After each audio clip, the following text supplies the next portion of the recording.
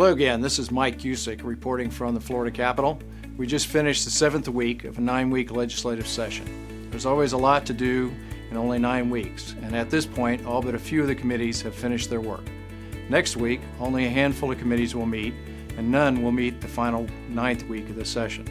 That means that most of the work from now on will happen in the House and Senate chambers, and also in negotiations behind the scenes and in joint conference committees. Only bills that pass committees are able to continue to move through the process. However, that doesn't mean that amendments can't be made as legislative leaders negotiate in the final weeks of the session. As a result, we are shifting much of our work to watching and working on amendments to the bills that are continuing to move through the process. There are several bills of concern that are still active in the House and Senate. House Bill 9 seeks to lower the awards that affect your letter of protection business, LOPs, by forcing the disclosure in court of lower rates associated with healthcare charges. This effort is designed to lower the overall jury awards in those cases. While House Bill 9 is moving, the Senate measure has been stuck in committee for the last few weeks. This should mean that the measure is dead, but we will continue to watch it closely. House Bill 711 by Representative Burton would require hospital systems that are requiring physician practices to notify the Florida Attorney General to allow her office to determine if there are any antitrust issues. The bill has passed the House, but the Senate bill still hasn't moved through the session and remains in its first committee of reference.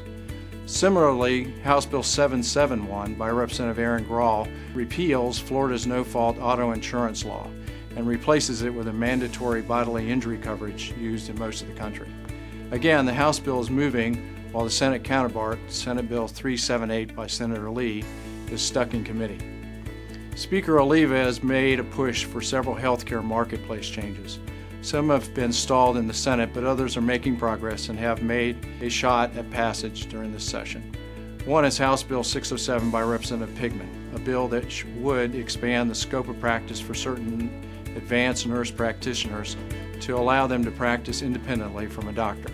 Also, House Bill 763 by Representative Michael Grant, which requires hospitals and ambulatory surgical centers to conduct cultural safety surveys every 2 years and then sends the results of those surveys to the Agency for Healthcare Administration, passed the House and will be moving to the Senate. This bill has been a high priority of the House leadership. The Society has worked closely to amend the language to allow ASCs to use the federally designed survey instrument instead of the hospital version that was in the original bills.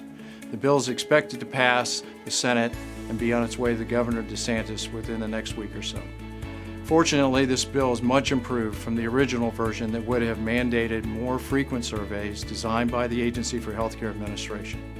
As we finish the final 2 weeks of the legislative session, most of our time will be spent reading and working on thousands of amendments that will be filed in the remaining bills. Please pay attention to our alerts and in the final 2 weeks and respond quickly if we send out a call to action.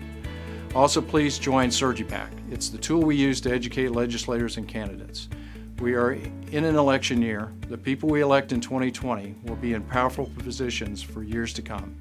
Be involved, and thank you again for being part of the Florida Society.